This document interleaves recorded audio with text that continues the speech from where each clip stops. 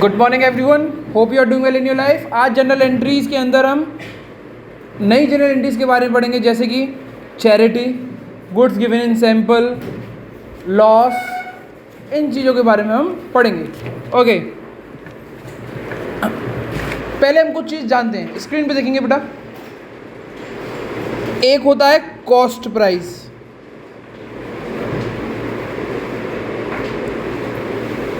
एक होता है सेल प्राइस,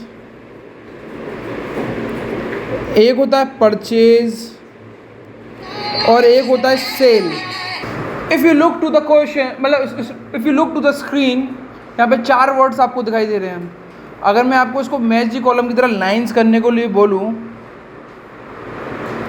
नॉट लाइन करने के लिए, पेयर बनाने के लिए बोलूँ, तो दो पेयर बनेंगे। वो किस के पेयर बन सकते हैं, मतलब सकते हैं आप?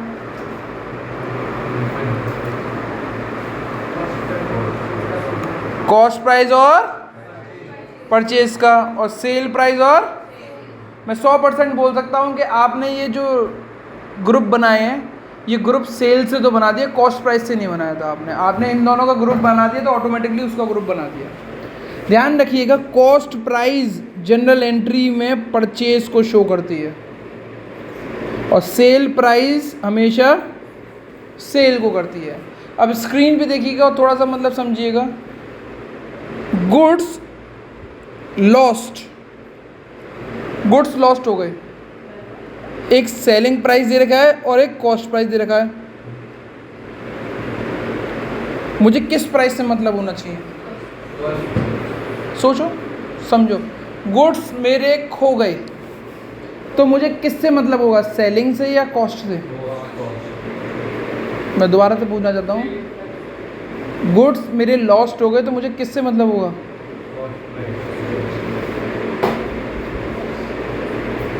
कॉस्ट। क्यों राशि? गुड्स लिए, हाँ कॉमन सेंस से ही पूछना चाह रहा हूँ मैं जेन्युइनली, ये कॉमन सेंस का ही आंसर है। एक होता है सेंस, एक होता है कॉमन सेंस, और यहाँ पे कोई भी नॉनसेंस वाली बातें नहीं कर रहा है। Okay please. गुड लॉस्ट में सेल प्राइस से मतलब होगा या कॉस्ट प्राइस से मतलब होगा? सेल से है तो क्या लॉजिक लगाया, कॉस्ट से है तो क्या मतलब आया? सपोज़ करो मैं कोई गुड्स खरीदता हूँ 900 रुपये के, उसको बाज़ार में 1000 रुपये के बेचता हूँ, वो मेरे हाथ से गिर जाते हैं, तो मैं सबको ये बताऊंगा कि मेरे 900 रुपये का नुकसान हो गया, मैं किसी को 1000 रुपये का नुकसान नहीं बताऊंगा। जितने की कॉस्ट होती है उसका नुकसान बताते हैं। अब मैंने आपको साफ साफ बोला था कॉस्ट प्राइस का रिलेशन किससे होता है? परचेज से। ध्यान आ गया? परचेज। तो अब मैं आपसे कुछ चीज़ पूछ रहा हूँ, 2 मिनट स्क्रीन में देखिएगा। सबसे पहला question, good lost in fire of ₹30,000, sale price 42,000। तो मुझे किससे मतलब है बेटा? 30,000 से। 30,000 मेरी क्या है? कॉस्ट। गुड्स लॉस्ट हुए तो मेरा नुकसान है या फ़ायदा? नुकसान हुए तो इसको हम क्या करेंगे, डेबिट या क्रेडिट? जनरल एंट्री में नॉमिनल रूल क्या बोलता है? डेबिट ऑल एक्सपेंसेस तो एंड लॉसेस। तो गुड्स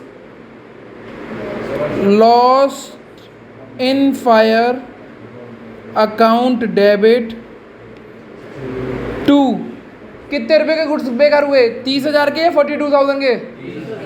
30,000 कॉस्ट है, कॉस्ट को मैंने किससे सिग्निफाई किया था? तो परचेज अकाउंट। तो आप ये लिखना चालू करें, गुड्स लॉस्ट इन फायर की जनरल एंट्री होती है goods lost in fire account debit to purchase, और यहाँ पे आप लिख दीजिए सीपी वैल्यू आती है। कौन सी वैल्यू आती है? सीपी वैल्यू आती है। प्लीज़ लिखना चालू करें।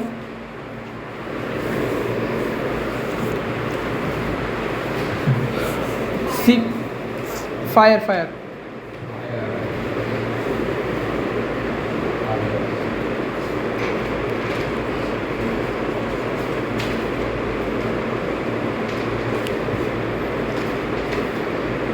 अगर आप गुड्स चैरिटी में दे देते हैं, किस में दे देते हैं? जो चैरिटी भी आपके लिए एक एक्सपेंस होती है, एक्सपेंस को हमें क्या करना चाहिए, डेबिट। तो चैरिटी अकाउंट डेबिट, और आपके पास से क्या चला गया, गुड्स। कौन से प्राइस से जाएंगे, परचेज से या सेल प्राइस से, परचेज से, यानी कॉस्ट प्राइस से, टू परचेज।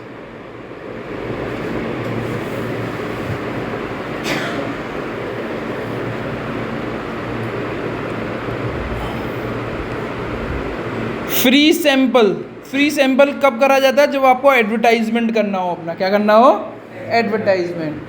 तो एडवर्टाइजमेंट एक एक्सपेंस है, तो एडवर्टाइजमेंट अकाउंट डेबिट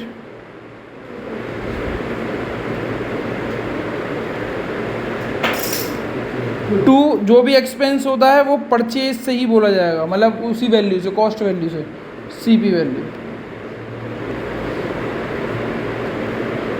डन बेटा।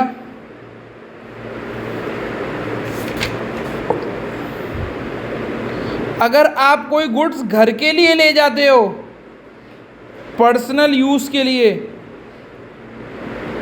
अगर गुड्स ले जाते हो और कैश ले जाते हो तो उसमें डिफरेंस आ जाता है।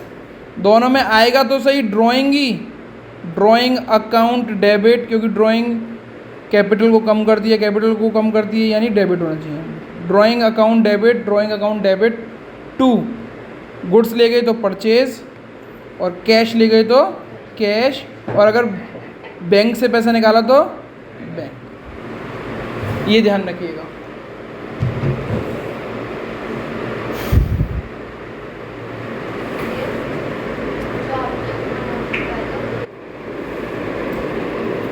गुड्स यूज्ड इन ऑफिस, आप कोई गुड्स लेके आए, उसको आपने बेचा नहीं, उसको ऑफिस में लगा लिया। फॉर एन एग्जाम्पल, आपका काम लैपटॉप का है, तो आप लैपटॉप खरीदते हो, लैपटॉप बेचते हो।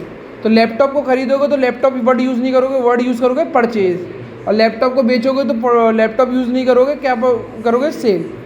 बट अगर वो लैपटॉप बेचना नहीं है और सीधे उसको आपको भी लैपटॉप की ज़रूरत पड़ेगी आपके काम धंधे में, तो आपने वो लैपटॉप वहाँ से उठा के अपने काम धंधे में ले लिया, तो इसकी जनरल एंट्री होगी फिक्स्ड असेट अकाउंट डेबिट, जो भी असेट है उसका नाम account debit to purchase, to purchase.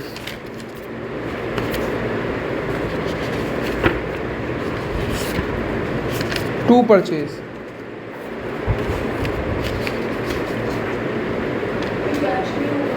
To purchase नहीं, कैश नहीं हुआ। कैश कैसे चला गया, हमारे पास तो कैश गया ही नहीं ना, कैश तो पहले ही चला गया था, खरीदा थोड़ी है, हमने अपने गुड्स से निकाल लिया।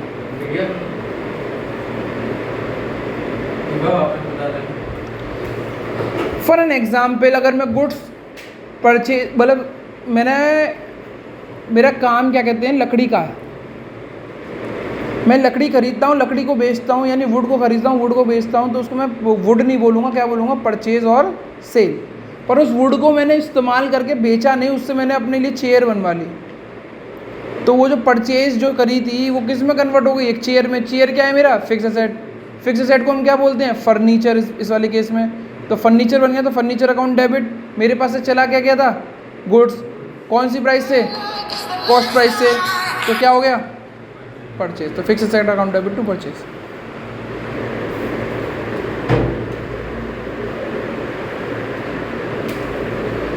अगर आप कोई फिक्स्ड असेट खरीदते हो, कोई फिक्स्ड असेट खरीदते हो, तो उसकी नॉर्मल जनरल एंट्री होती है fixed asset account debit to cash या बैंक। प्लीज जितने भी बच्चों ने भी परचेज बोला वो गलत था, ठीक है। परचेज वर्ड यूज नहीं होता है, परचेज वर्ड केवल एक ही चीज़ के लिए इस्तेमाल होता है, जो आपके रेगुलर गुड्स हैं। आपने फिक्स असेट को खरीदा तो उसकी जनरल एंट्री होगी fix asset account debit to cash, अगर कैश में पेमेंट किया, बैंक अगर आपने चेक से पेमेंट किया। बट व्हाट इफ इस गुड्स को खरीदने के बाद आपने खर्चा किया वेजेस के ऊपर, मतलब सपोज करो कि एक एसी खरीदा मैंने, और एसी खरीदने के बाद एसी का जो सही करने आया मैकेनिक, उसने पैसे लिए 500 रुपये।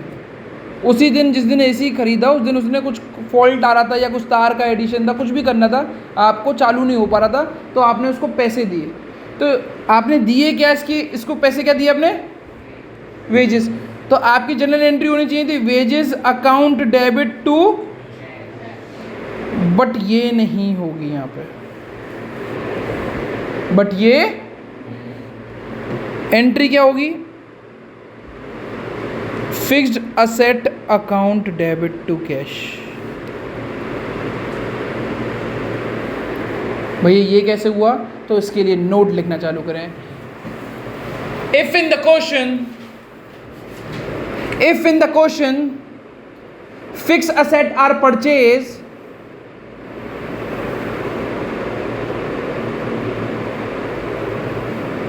and the amount spent on the fixed asset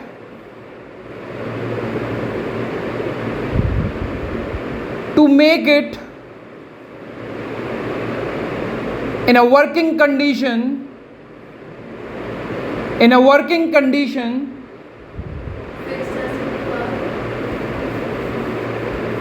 to make it in a working condition, then all the expenses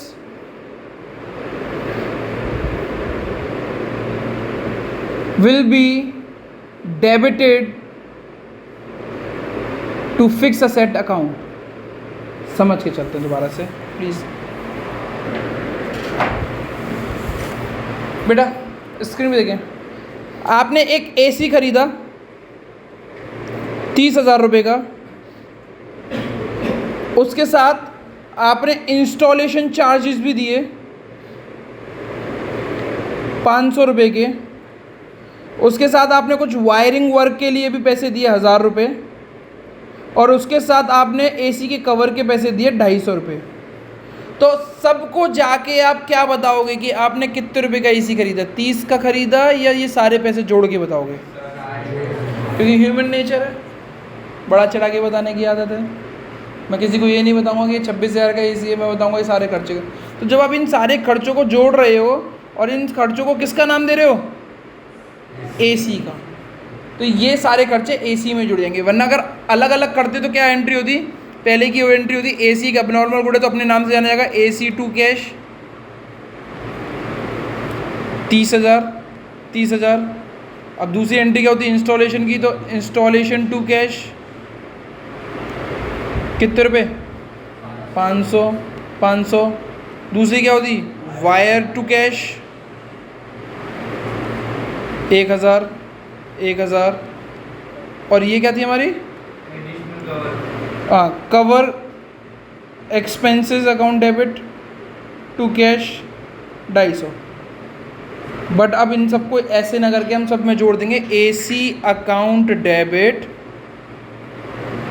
to cash कितने रुपए, 30,000 के प्लस 1,000 प्लस 500 प्लस 250, सेम इधर आ जाएगा 30,000 प्लस 1,000 प्लस 500 प्लस 250। समझ में आ गई ये वाली बात? ये चीज़ें आपको समझ में आनी चाहिए। अब मैं आपको 2 जनरल एंट्रीज दे रहा हूँ,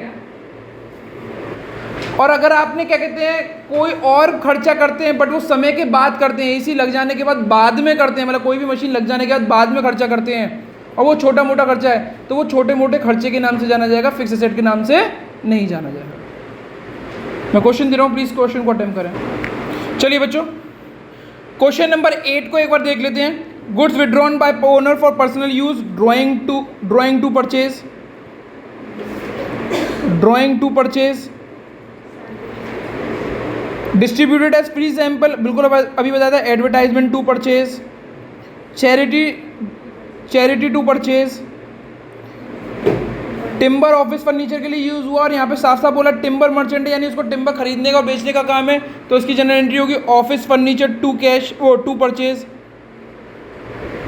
ऑफिस फर्नीचर यहाँ पे लिखा हुआ है ये। Good destroy by fire, loss by fire to purchase, loss in transit to purchase, ये इतनी ईजी एंट्रियाँ थी। ठीक है, डन। चलिए क्वेश्चन नंबर 9 को देखते हैं।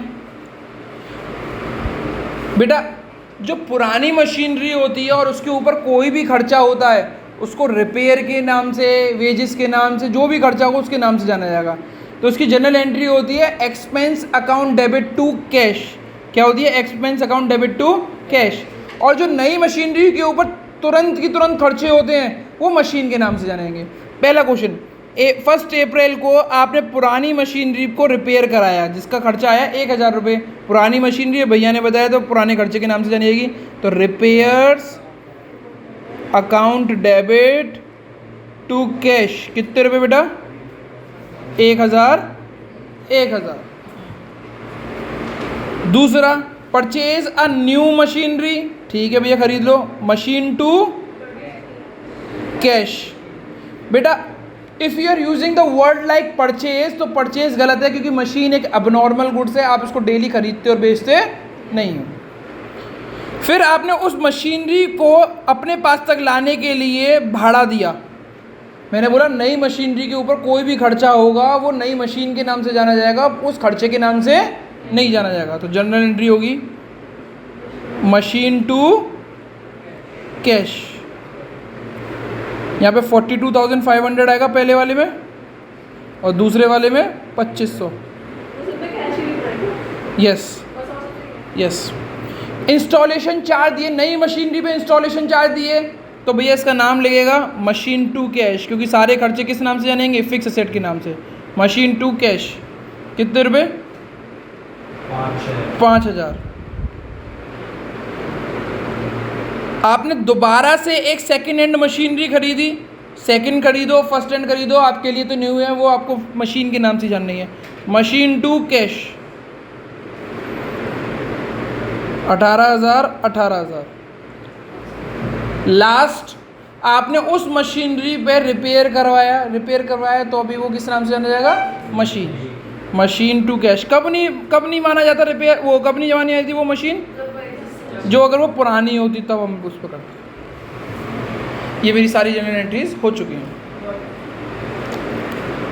आज की क्लास यहीं पे समाप्त होती है। नेक्स्ट एंट्रीज को हम अगली क्लास में पढ़ेंगे।